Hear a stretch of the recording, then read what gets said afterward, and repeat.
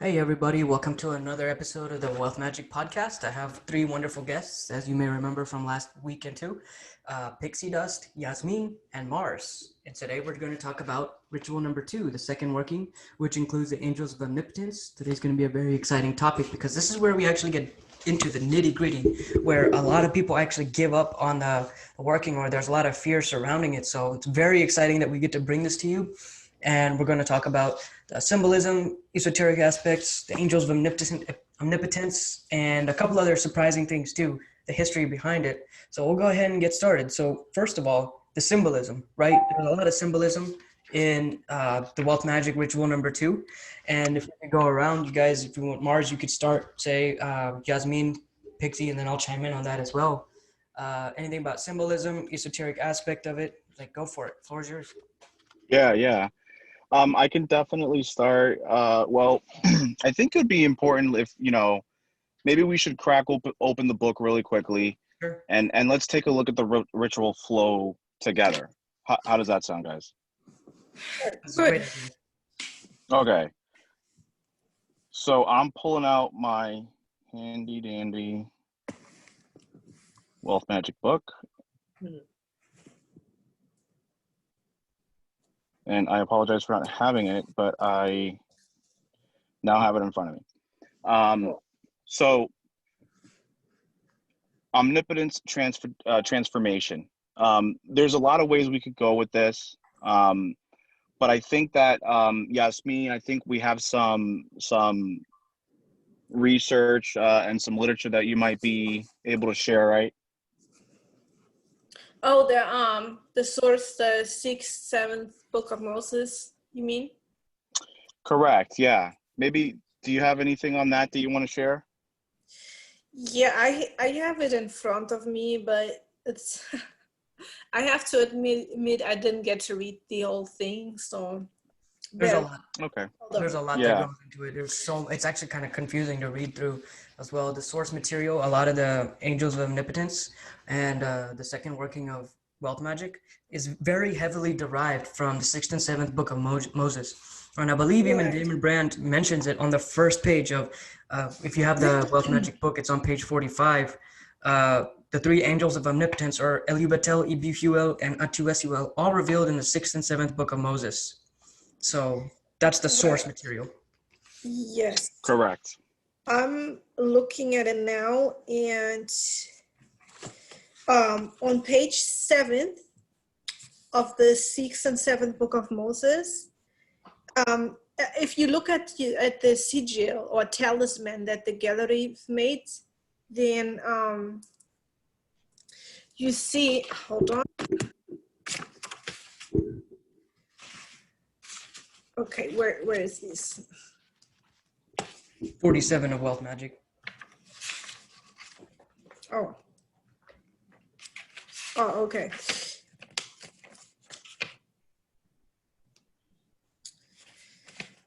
Wait, okay, the characters on the left and on the right. So page 7, Book of Moses,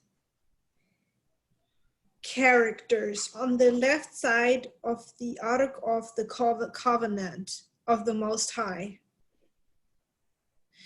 I have to read from the Book of Moses now, you'll understand. And those are the characters that you see on the right side of the sigil, okay? Those weird health circles. Okay. These are the high and powerful utterances which Moses employed in the awakening of the Leviathan in order to compel him to serve his Lord. The first cannot be uttered and was used by the first inhabitants of earth as a mighty Lord. The whole is good, but not everyone can obtain it in perfection without severe discipline. And then, as I said before, on the right side, you have those weird characters, which are the Ark of the Covenant of the Most High. And on the left side, in the Wealth Magic book, in the talisman, you have these other weird characters with which look like lines, like weird symbols, and then there's like lines, like straight lines, almost like a capital I. Mm-hmm. And it says in the 7th book of Moses, "Hear, O Israel, the Lord our God is God alone." And then it says the conjured spirits appears in a pillar of fire.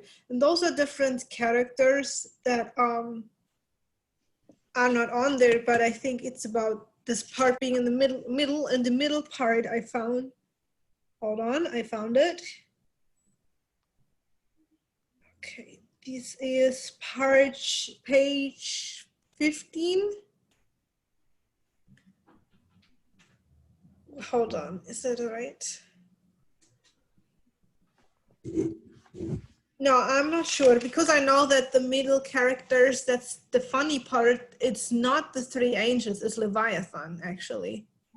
Mm-hmm. And someone else showed it to me, bear with me. Or is it this? Like the print is so bad that I have, it's hard to see. Yeah, it's a really complex book. I remember looking at it a couple times before. Oh no, it is. Hold on. Oh yeah, it's page 15, chapter 8. Citation of Quernethai or Leviathan. Those are those Hebrew letters. So it's actually calling upon a couple different spirits, huh? With these characters, or not directly, but they're indicated on this talisman. Yes. Yeah. You know, this really makes me think a lot about King Solomon a little bit, and not to like deviate, but you know, King Solomon was very well known, especially in Masonic traditions, to be, you know, beyond the King of Israel, to be a very powerful Magi. Yeah. And he was able to command a series of different demons to obtain the power, the manpower, to dedicate a temple for the worship of God. Right. And here's an example of a magician, a very powerful one at that, who has been granted these powers by the Supreme Being to perform this magic. But this is a matter of balance, right? He's using negative, what some people can describe as negative. I'm not going to get into the discussion of that, but it's like a car battery, right? You know, in order to start your car, you kind of need both positive and negative to be able to create that spark to ignite your engine. And this is the symbolism that I describe with Solomon.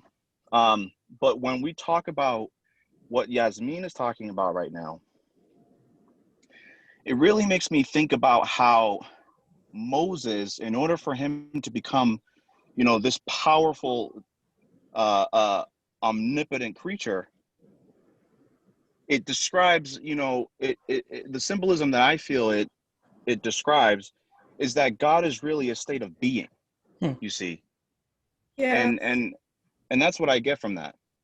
What do you think? So I'll pick up. Oh, go ahead.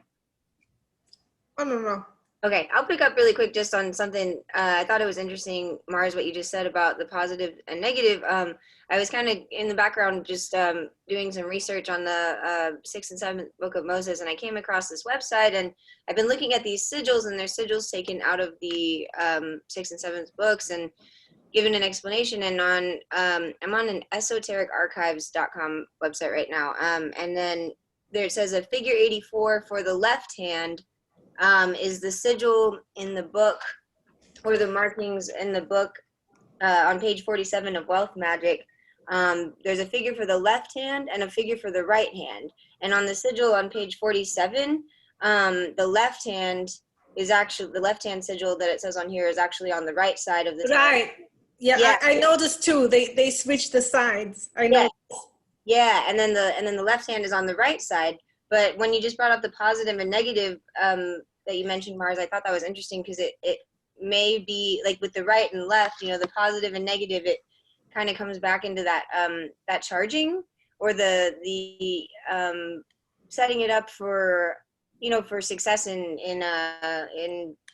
an electrical current, so to speak, you know, if it actually was like a positive and negative. So I think that that's interesting with the right and the left hand, like being in there for a balance, so to speak, of the sigil. And I'm not quite sure, you know, how much more in depth to go with that, but I've been looking at that, kind of thinking that how interesting it was that they even switched it. But maybe it's just in order to help charge the talisman, since we need to do that in the first place before starting out the ritual. You know, I'm not able to identify the Hebrew letters in the middle yet, but maybe somebody else has looked at that. But I'm sure there's something still taken from the 6th and 7th books. But Yeah, the middle is Leviathan. oh, right, yes, Leviathan. Yeah, there we go. Okay. Interesting. So finding out this information before we even get into the nitty-gritty of the ritual itself, we have some indication that there are some other powerful spirits at work here, and it's very ancient tradition, magical tradition that has been kind of compiled into this little ritual. And it's interesting because this is actually the second ritual, I guess, like third part of the book, second ritual. So it's all about transformation and setting the stage and precedence for the rest of the entire working and life itself. Kind of the Angels of Omnipotence is setting all that up. Mm-hmm. I agree. Yeah. And sorry. And really quickly, what I was going to say was, you know, in order to understand really what the foundation of this ritual offers, you know, it's important to understand what omnipotence actually means. You know, the quality of having unlimited or great power. And if you can transfer this definition into the very being of wealth, we could already see, you know, what direction this ritual is going to take for you. And as you know, as you said, Arjuna, and I completely agree, this ritual sets the tone for the rituals ahead. It is the foundation. It is so important. Oftentimes I'm asked, do we need to do this again? And for people who are doing the ritual a second time, even they ask, should I do it again? And the answer is quite simply, if you're doing the book for the first time, it is absolutely essential, and there's no debating it. And if you're doing it a second time, consider why you're doing it a second time. Because chances are, if you're doing it a second time because you want to repeat, because you want the energies to be planted a certain way, then that's every reason why you need to perform the ritual. Right. For sure. Part of the, like, I'm one of the people who have done it for a second time, and I've been asked a lot of times as well, do you need to repeat the second working? And the answer to me, if you ask me, is absolutely 100% yes, because the first round of Wealth Magick that I did, the second working was pretty tumultuous. It caused a very harsh separation of somebody who was very close to me at that time in my life, and it was like a harsh separation to where it caused a lot of pain. But and like thinking about that for the second time, I'm wondering, do I want to experience that again? But you know what made me realize is what is the purpose I'm even doing this for? I'm trying to solidify Wealth Magick. I'm trying to set myself up for a life of wealth and abundance and things like that. And in order to do that, I don't have, like, if there is something that I'm attached to in my daily life, I have to be willing to let that go in favor of bringing in a lifestyle of wealth. So that's kind of like how the disruption works in a way. Absolutely. And, you know, just to kind of extrapolate off that a little bit more, I apologize, but, you know, and I can go on and on with this. But the very fact that that these angels can sort of manipulate time and traverse your entire life to really get things to match up. I have experienced moments after having done this ritual where things properly and almost to an absolute perfection intersected with my past to create opportunities for wealth that, you know, in the past I wondered why am I doing this, or why? And, you know, later on realizing, holy cow, I'm really happy that I did that. You know what I mean? Because I have this experience, because I have a perspective, because of those experiences. So so we'll talk a little bit more about that, but yes, let's proceed. Awesome. So we kind of talked a little bit about the esoteric aspects of it. We kind of talked about the original source material. So if we can go around, like, what is some experience that you have going through the ritual? What was the beginning part of the ritual? Like, how does it all play out for the rest of you guys?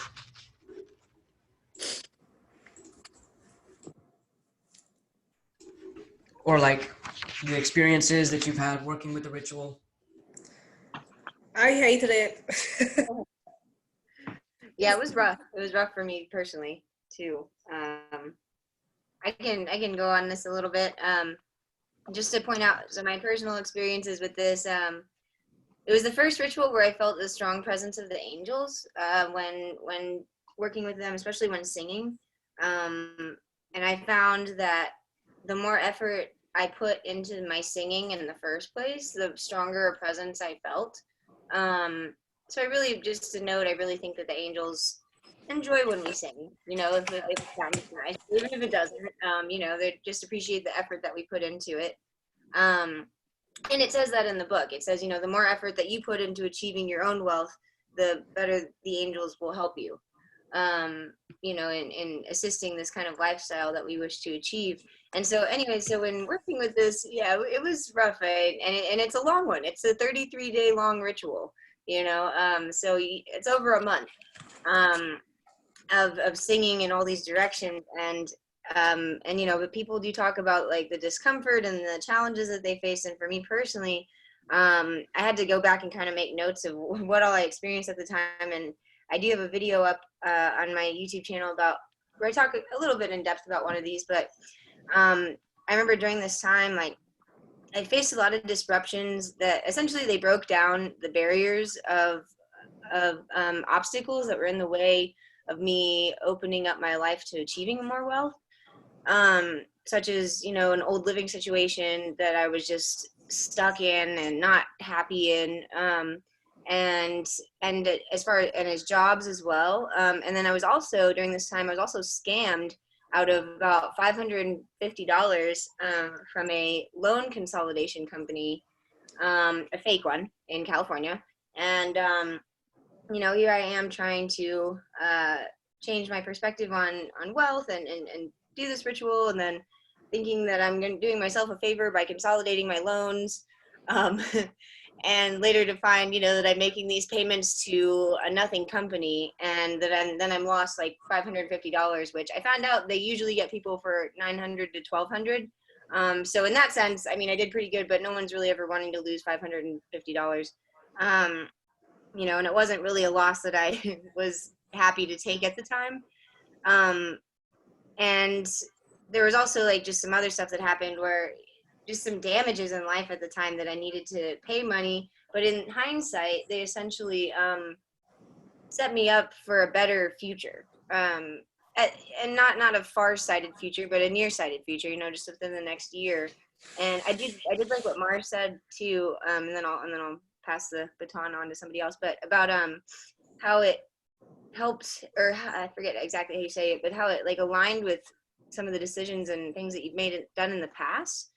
You know, because I've worked jobs in the past or done things where I'm like, why, you know, this is just a filler job. Like, I'm just here for whatever reason because I need to make money, you know, and it's not something that I want to stick with. But then, you know, even in this past year with the job I currently have, or with one of them, it's connected back to my like some very first jobs ever, you know, and relationships have kind of blossomed from that, and it all just kind of wraps around, and some of the like skills and stuff that I'd had in the past and still have, you know, but we're on the back burner, have kind of come back to light. And it's just interesting how it all like connects, and you know, if it's something that is that you're good at and beneficial to you, and is a outlet for achieving wealth of any sort, I feel like the angels will pick that back up and bring it to light again, you know, if it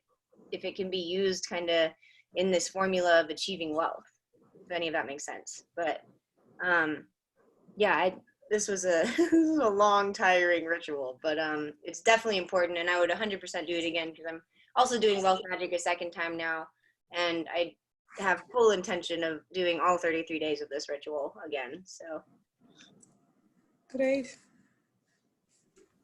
Man, that's awesome. So Awesome. you have real life experience with this again. yes, yeah, right. We'll see what happens this time.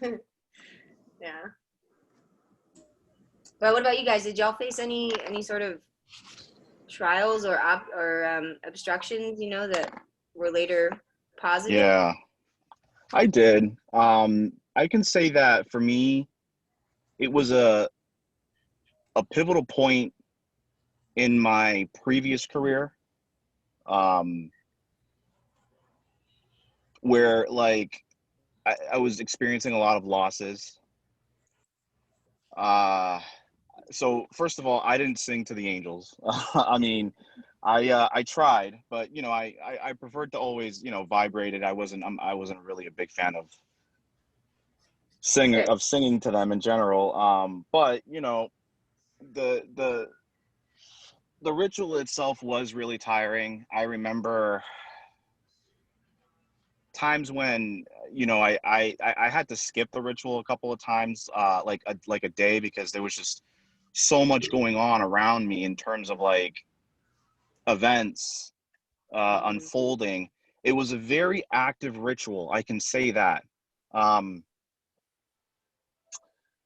The events that I would experience were manageable, and I felt that despite them being extremely big losses,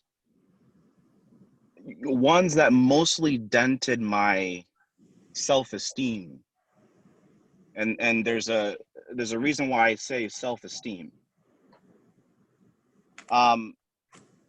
But when these things happened, they really deteriorated my outlook for my career, my business at the time.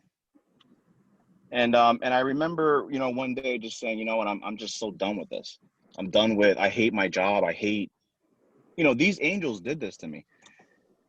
And I had no idea how I was going to get through this. I was anxious every day. You know, I didn't really get the depression that a lot of people experience. Although I have met and spoken to, and I have personal relationships with people who have experienced severe depression. But I never experienced that. It was usually just, you know, really severe anxiety, you know, just thinking about the future, like not knowing what to expect next. And, you know, I was really on my guard all the time.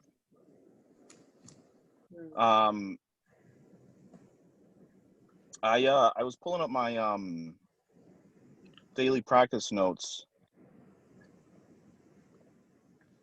and I was reading an entry that I had put in where I had, you know, clearly in the notes, you know, obviously, in my notes, I seemed, and I don't remember it, but I seemed really upset and troubled and didn't know how I was going to pull through this. And, you know, at the same time, though, one thing that was very interesting, and I think that if you're doing the second working, and if you're not experiencing any of this, then it's not working, you know. But I distinctly remember just telling myself, I've got to change. I thought about my kids. I thought about my wife. You know, we were barely making things happen. And this was actually right around the time that, like, I was actually getting married too, with my wife as well. So we, like, all these things were happening. I think I probably gained a bunch of weight too around that time. No kidding. Like, I was like so stressed out and so frustrated with everything that was going on that it was a cluster of many different things. But the one thing that kept me very motivated to continue pushing and chugging along was numerology. And I started seeing a lot of 11s and 22s and 44s and, you know, a lot of 55s. And by the way, even after doing Wealth Magick, I'm still seeing a lot of numbers. And I think that the spirits really tend to communicate with me, or at least try to grab my attention with numerology, because if I see numerology, they know how to get my attention. And I'm now, what I experience after, which I believe is really tied to this ritual, is that every single time some major event is unfolding in my life, I see a lot of numerology everywhere. And it's almost like in your face, like, hey, you need to go do a tarot reading, or you need to interpret what I'm talking to you about, but there are opportunities that you need to be taking a look at, that you need to be noticing. And I talked earlier about how these angels, you know, they can traverse time and they can, you know, play around a little bit with your past. And I was talking to you about how, like, my past and my present were sort of intersecting with each other in these really weird ways that were, you know, like when you get a magical manifestation, that feeling, that wow, like, oh my God, like that eye-opening feeling, like, oh my God, I just did that. That was me. I just made that happen with magic. You know what I'm talking about? Yeah, of course.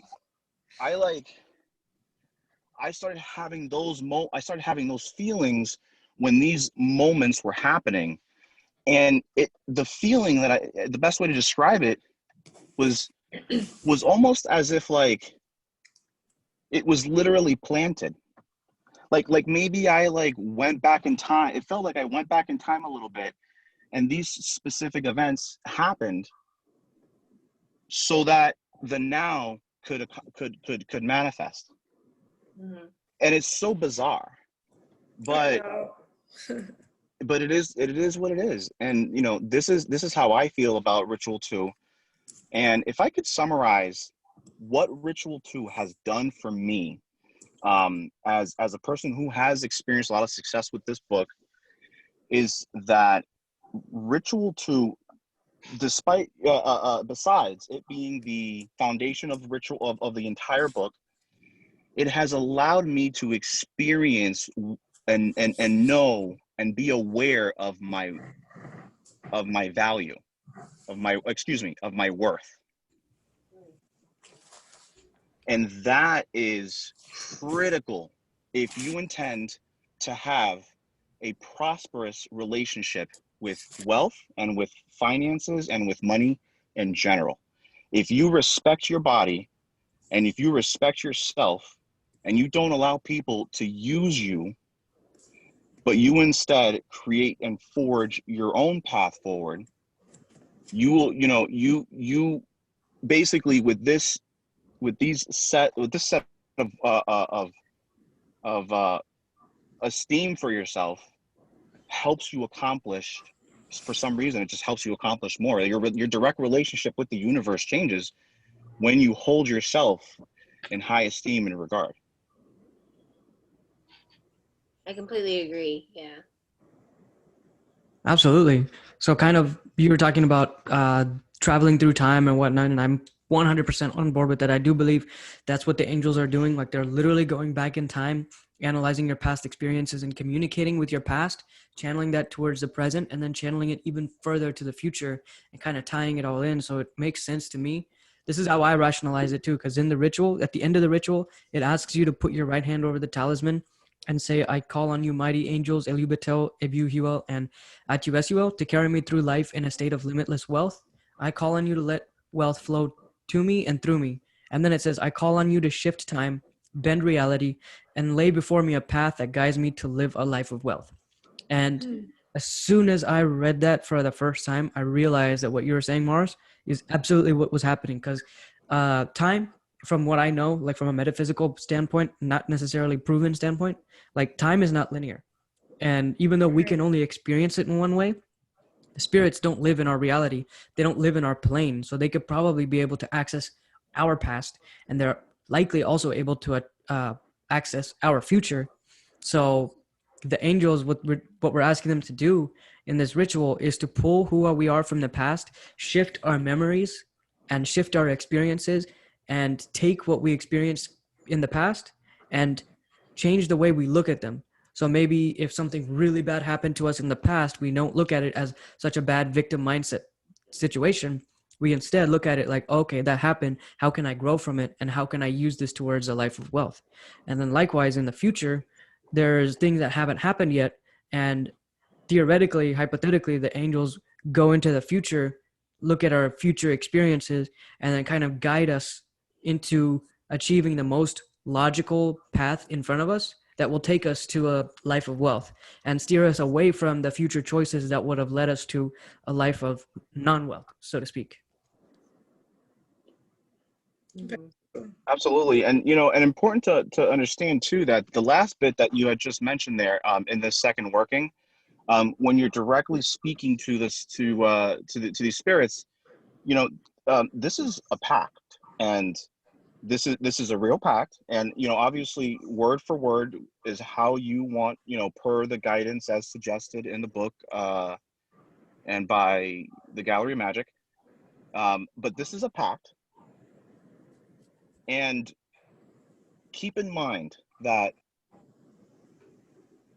with this kind of language and the creation of this pact, if you allow these spirits to do this for you, and if you follow them, and if you listen to your intuition and become, you have to really truly dedicate your life to this too. Like, this has to be your everything.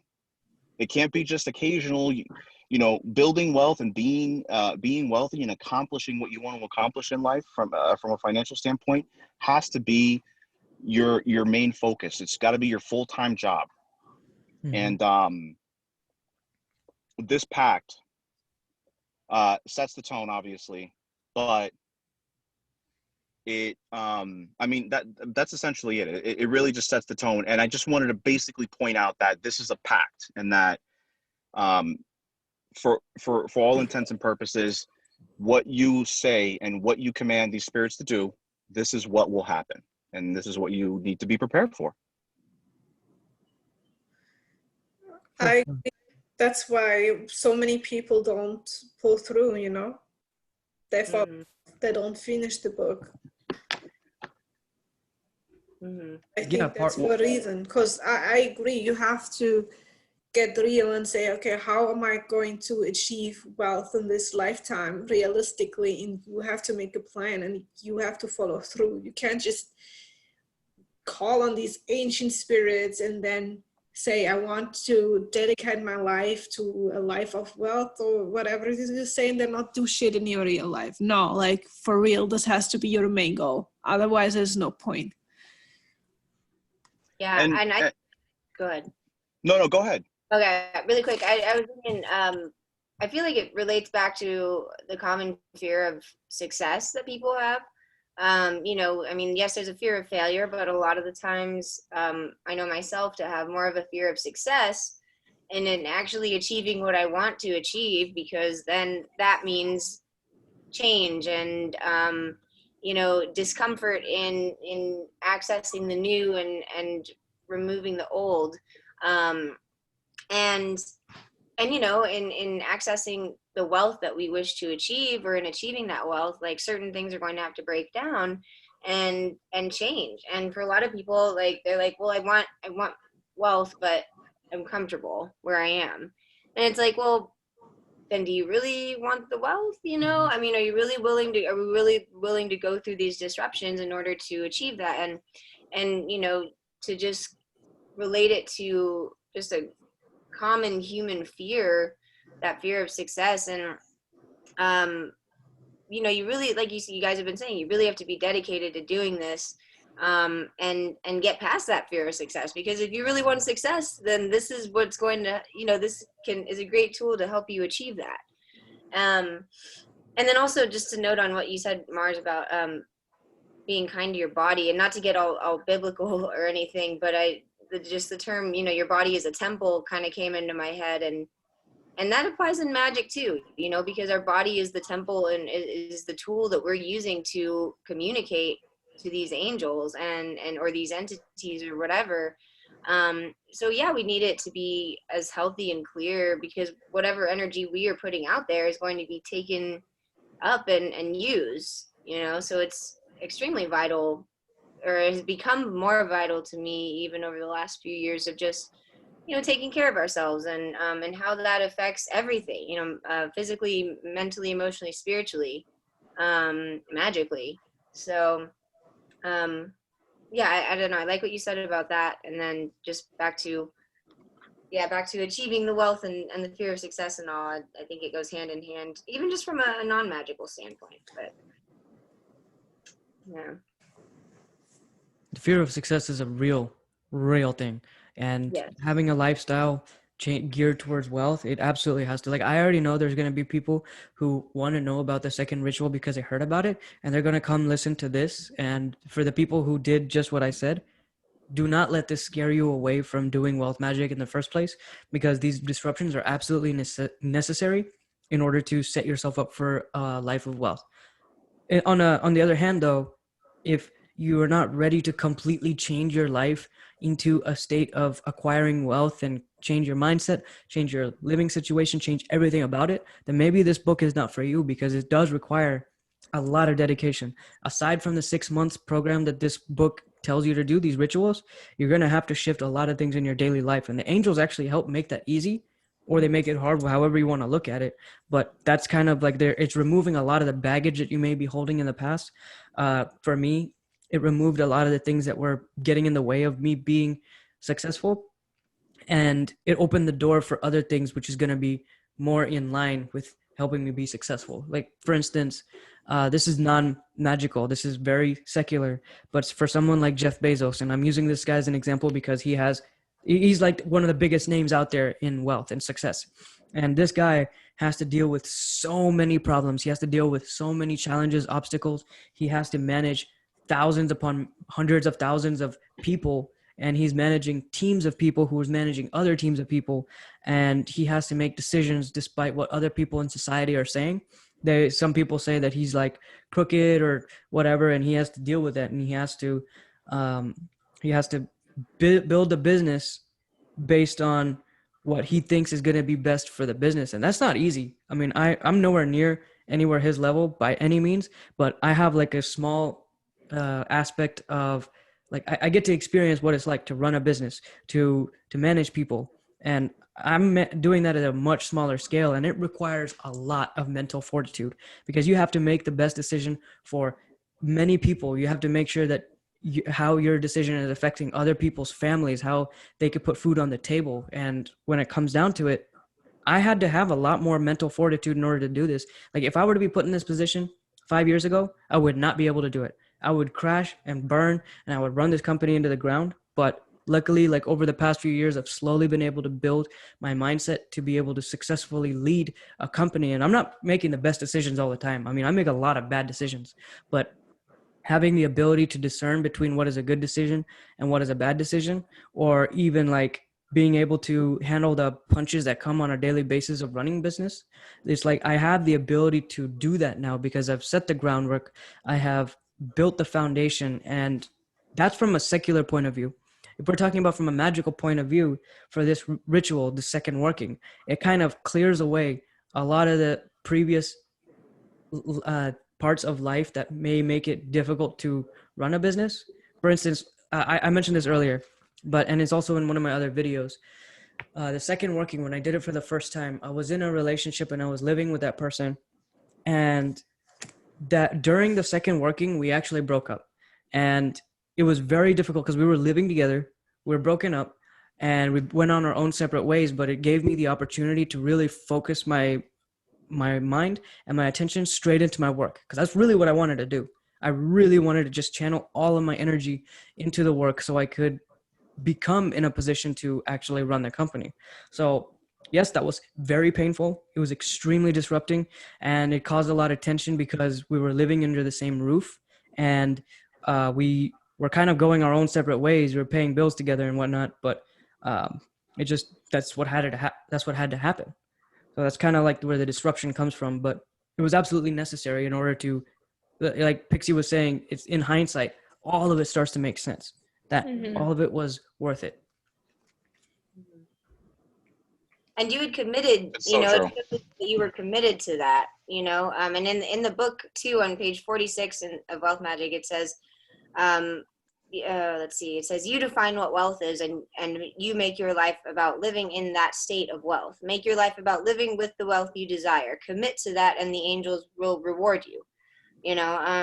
So, and then it talks about using the magic as a training, but that just goes to show, or one more really quick, it says, you're swearing to these angels that you want a healthy life, wealthy life, and healthy probably. So if you sit back and act as though nothing is changing, they won't respond positively to your laziness. So, that just is another example, Arjuna, of you committing, regardless. I know breakups are hard, regardless of if it's run its course or whatever. That sounds like a sticky, kind of probably uncomfortable and painful situation to get out of, but it shows that you were committed to going with the flow, of what was happening in order to get you to where you are now. And you recently, had a happy romantic experience. I don't want to say too much. So, you were in a very positive place, I feel now. And so it all worked out. But at the time, you had to go through that to get to where you are today in this moment. So I like the part that you talk about, Pixie, when you're saying that, the lazy part that you had just suggested there. And I think it's so true. Nothing that I have accomplished, and I can say that I have accomplished quite a bit, where by the way, like, I've accomplished quite a bit whereby every other effort in the past had proven to fail. Okay, since following the instructions of Wealth Magick, I've accomplished many things, and nothing that I've accomplished was truly by the help of the book. I mean, yes, it was, it was, and like, I know that, like, what I'm explaining right now doesn't really make sense, but no opportunity was handed to me. I had to learn new skills. I had to become financially literate, and I had to go through a lot of pain and suffering to find my way, to know my worth, and to build upon all of these failures before actually seeing a really good success with this. So, this isn't something that you're going to see immediate benefits from, even after the 7th working.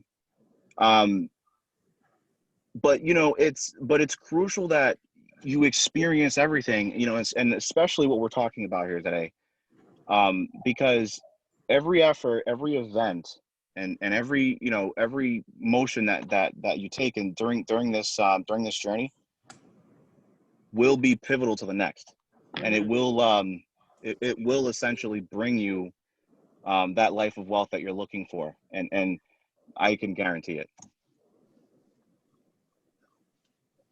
Yeah, I think the book goes in order for a reason, the rituals, and this one is in the beginning or close to the beginning because it is vital for the rest of the rituals to work to their full capacity, and break down, because I feel like if you put it at the last ritual and broke down everything at the end, then it's like, well, now what? I don't know. So there's a rhyme and reason behind it, behind the placement and everything. And the Yeah, for sure. process. Mm-hmm. The third working is where actually the money starts, which is interesting because that means through the daily practice, the first and the second ritual really wasn't fully about money.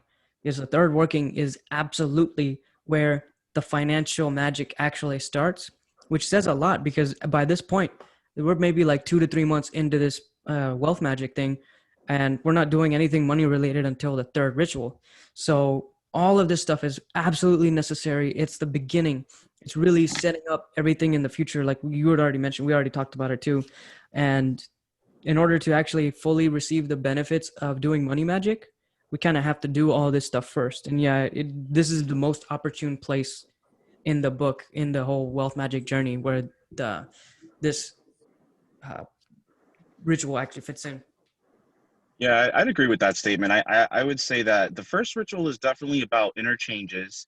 It's about getting your blood to actually pump, um, like like basically transmitting this message of, hey, it's time for wealth, it's time for alchemy, it's time for change, within your very being. I think that's what ritual one does.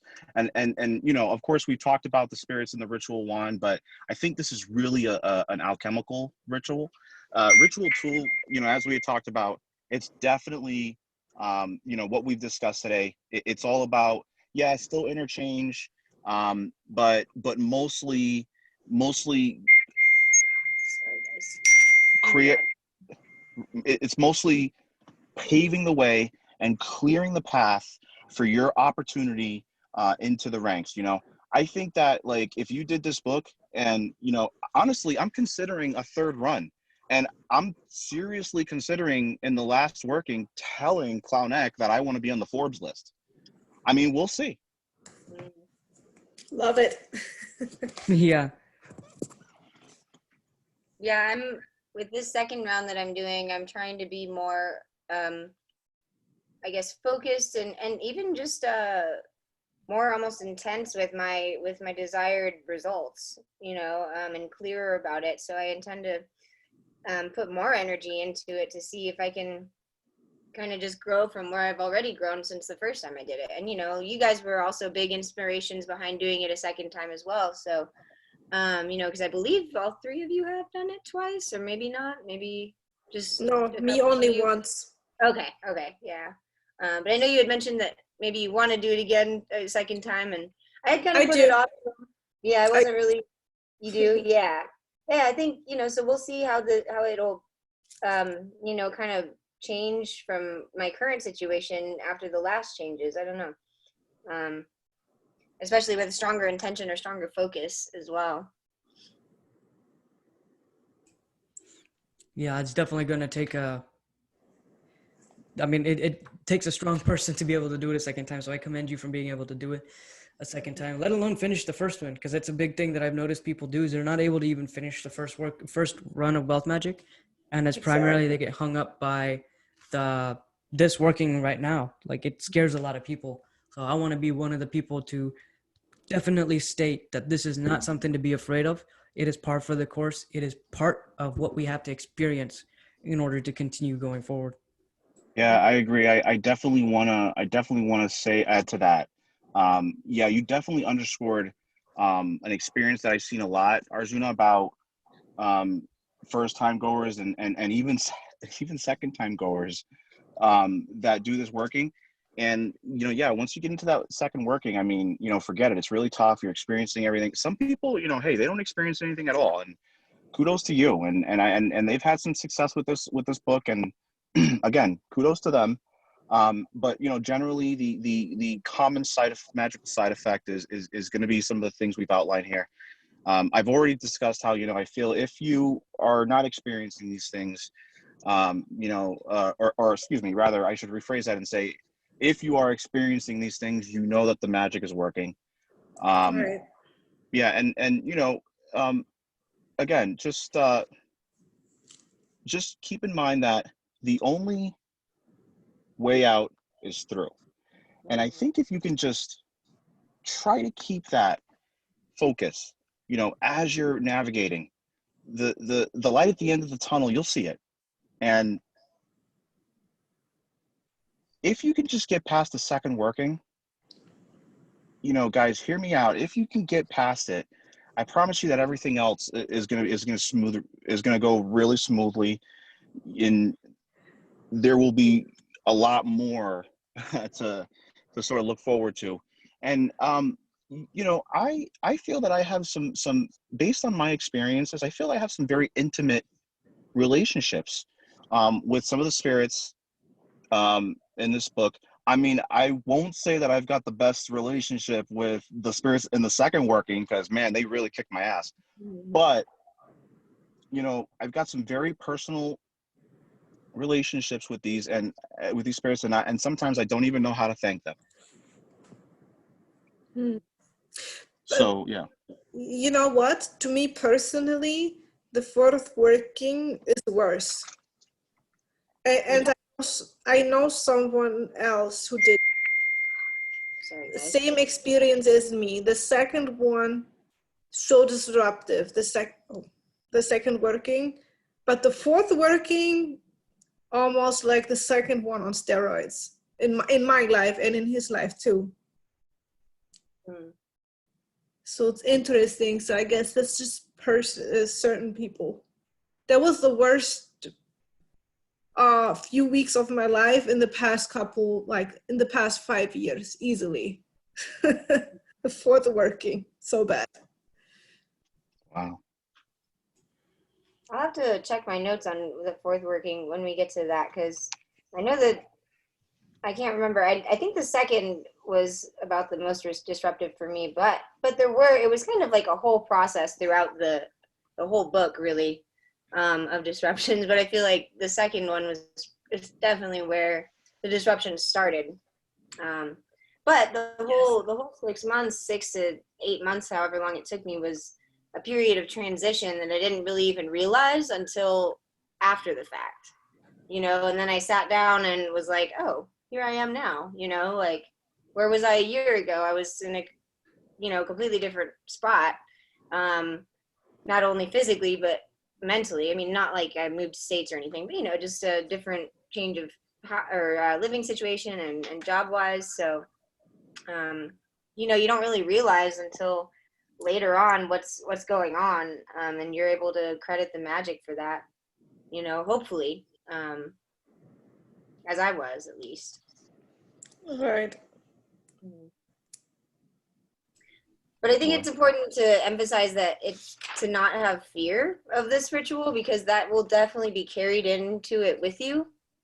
And the energy that you put into it, if there is any fear of what might happen, then you're almost opening doors for worse things to happen, or maybe how you'll respond to them. Because maybe I was naive in going to this ritual slightly, where I didn't have any fear, because I was like, well, what's going to happen? I mean, and then some stuff happened, but now, almost the second time, that now that I'm more aware of it, there was one day where I was thinking like, oh snap, like what's going to happen when I do the second ritual? And I can't have that mindset, I just have to do it. And I'm not even there yet. I'm still doing the daily practice as of right now. But I have the conscious awareness to not have that fear, now, and just notice, or just know and accept that whatever changes or disruptions may take place, which could be nothing, they could be minimal, or they could be extreme. You never know. That it's all part of what I am choosing to do, with this magic, and with acquiring the wealth that I want to have in this life and the next. Embracing it. Yep. Embracing it. Yeah, exactly. Yeah.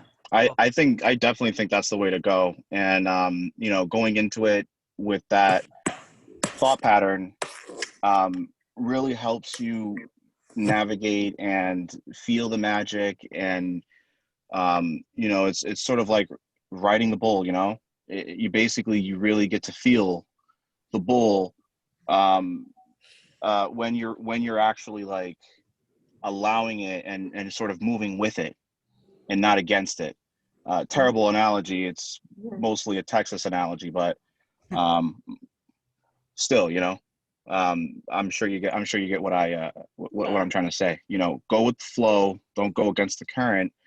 And I think if you go with that in mind, things will be a lot more easier for you. I do admit that on both occasions when I did this, I mean, it was definitely not easy for me to just go in this with a straight, with a straight face, or essentially with this kind of attitude, this positive attitude or outlook.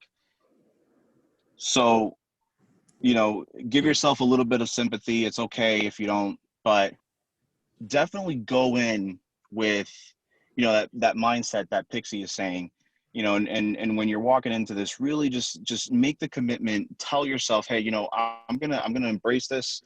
I'm going to grow. I'm going to be, I'm going to be a grown person. I'm going to be adult here about this. And this is what's needed. And if you're the type of person who believes that, your past life can affect your future, or that there's some sort of karmic debt or anything like this, because I often had those thought patterns as well about my life, because again, as I have mentioned in the past, every time that I attempted to do something that was sort of in a positive direction for my wealth, I always fell or went back, 3 or 4 steps. But in general, like I said, just going in this path and following the ritual proper, and excuse me, and following it in this path is the way to go. Mhm. Yeah. Yeah, for sure, guys. So I think that about concludes it. There's a very good summary on how to approach this ritual and even this book in general. So aside from that, we covered pretty much almost everything that I could think of. We can think of. We have some experiences that we'd like to share on a different occasion with some people who've actually been through the ringer and have very specific experiences. So keep an eye out for that when we decide to bring those people on board.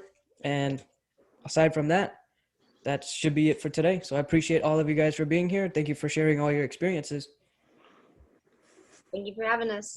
Take care. Thank you, guys. Thank you. Thank you. Bye, everyone. Bye-bye.